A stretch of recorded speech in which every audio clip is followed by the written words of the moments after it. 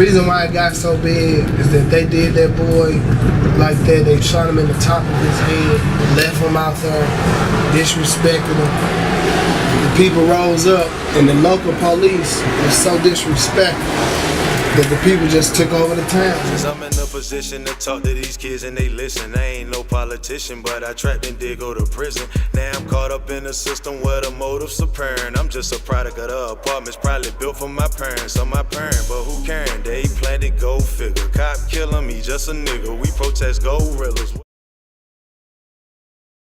Yeah, so this week marks the 4-year anniversary of the commemoration week of Mike Brown Jr.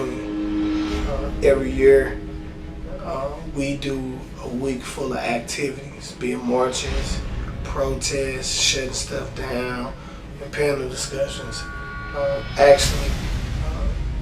Tonight we had a panel discussion around the documentary, the newly released documentary, Stranger Fruit.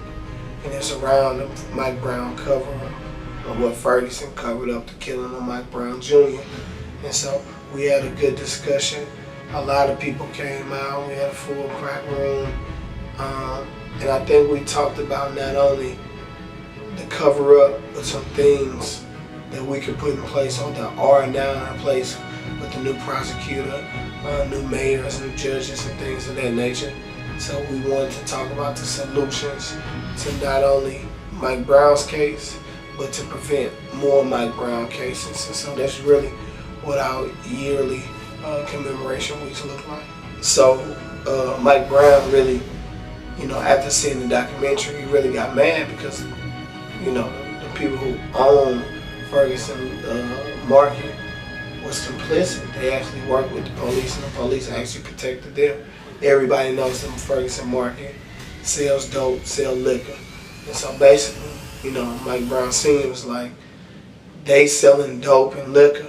They actually had it with my son, but they would rather for my son to get killed and not get justice so they can keep their little liquor license and keep selling their bullshit. So what him and other protesters decided is that, hey, we're gonna go outside, we're gonna shut them down, we're gonna keep shutting down. And so, Mike's like, hey, we should do this for 30 days, 90 days, 100 days, however long it takes to get them shut down. Because if you have these things in our community, but not in your community, we as a people gotta stand up to shut them down and get them out. So that's what we're doing now.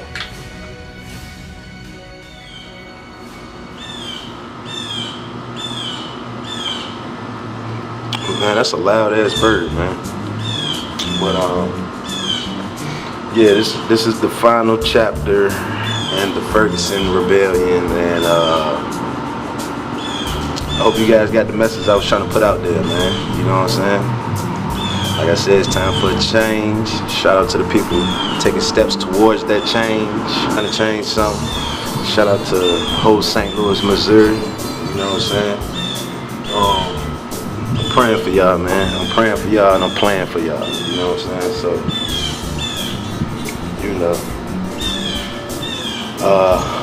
it's time to rise, man. You know what I mean? So, say a prayer for y'all like I've been doing since I've been out there. I'm gonna even say a prayer for the police, the racist police. They can't fight, can't do nothing without that badge. You know what I'm saying? But, we gotta keep an eye on Ferguson, man, on St. Louis, because the shit is crazy. You know what I'm saying? To be honest, I was just out there with Tory Russell. Tory Russell had a little incident where, this just recently, like since I've been in Florida, he just recently had a little incident where he had went somewhere, he left his phone and left his wallet at his house, I guess by accident or something. But it's so real out there that why he went missing, being that people couldn't get in contact with him, and he was an activist. They had that shit all on Instagram, all on Twitter. Where's Tory? Where, you know what I'm saying? Now,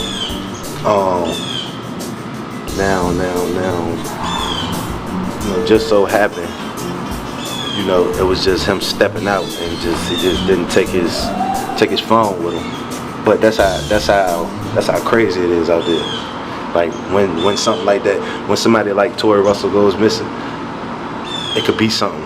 It could be a D-Seal situation. It could be an Edwin Crawford situation. You know what I'm saying? It's like imagine having to live like that. Like I don't know if y'all ever been in no trap. I've been in the trap. You know what I'm saying? And I used to think that way of living was life. So me being paranoid wasn't. Yo, Florida got some fucking man. Look here, man. I don't know what type of buzz y'all got, man. If you bite me, I can't see him, man. Yeah, man. But just imagine. Like when we used to be out there like that, being paranoid kind of came with the lifestyle. So, you know, to somebody who hasn't seen life on this side of life that I'm living now, you know what I'm saying? I thought the shit was normal.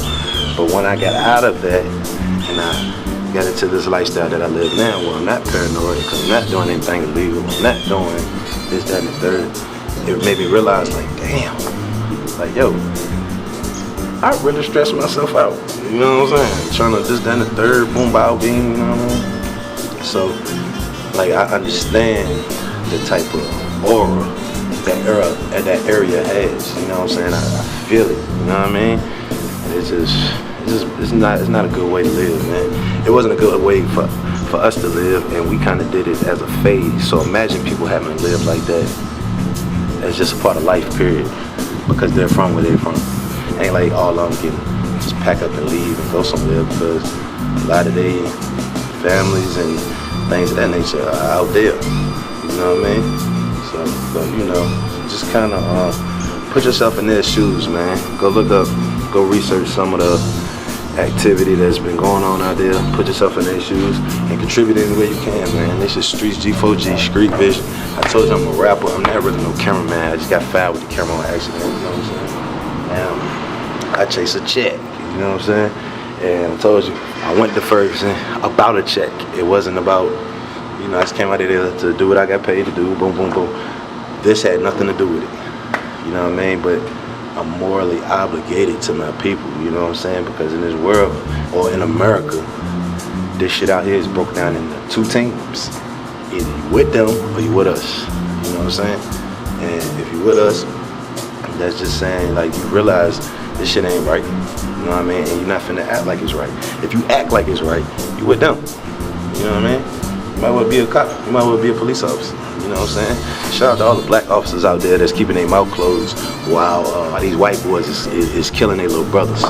Y'all the real cowards, you know what I'm saying? Y'all talking about something, and when stuff happen in the neighborhoods, y'all talking about something. Well, you guys don't tell us that. Y'all don't tell on each other neither. You know what I'm saying? Y'all gang against our gang. What's that? You know what I'm saying? Stop playing. Street G4G, like I said, man.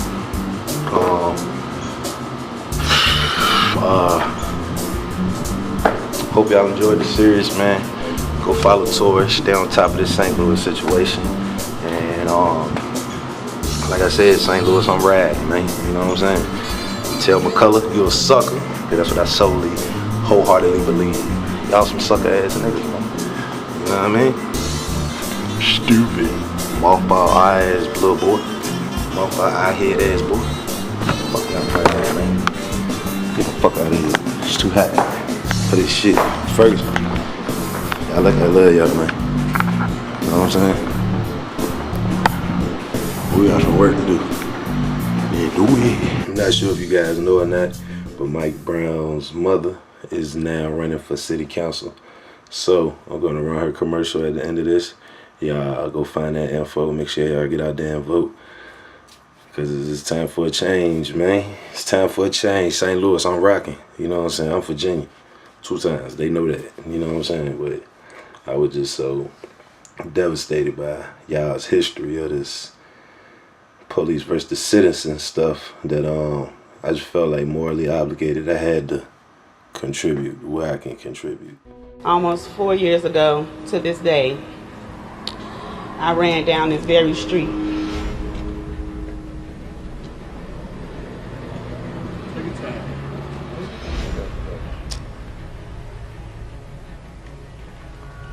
And my son was covered in a sheet.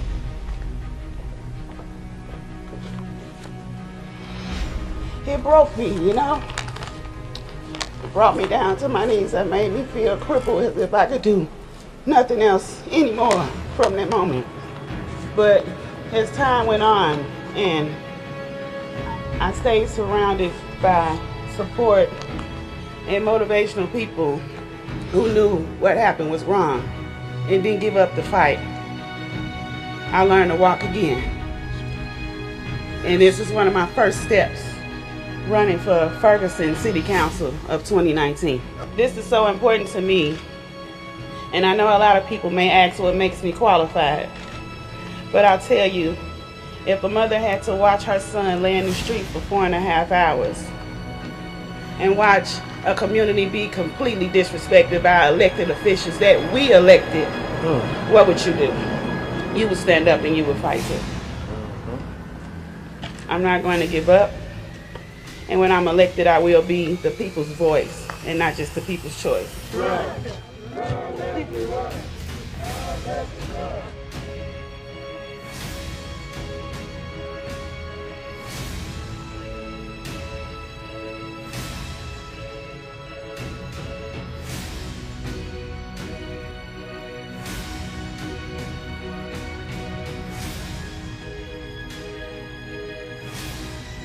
The reason why it got so big is that they did that boy like that. They shot him in the top of his head, left him out there, disrespected him. The people rose up, and the local police was so disrespectful that the people just took over the town. I'm in a position to talk to these kids and they listen. I ain't no politician, but I trapped and did go to prison. Now I'm caught up in a system where the motive's apparent. I'm just a product of the apartments probably built for my parents or my parent, but who caring? They planted, go figure. Cop killing me, just a nigga. We protest gorillas.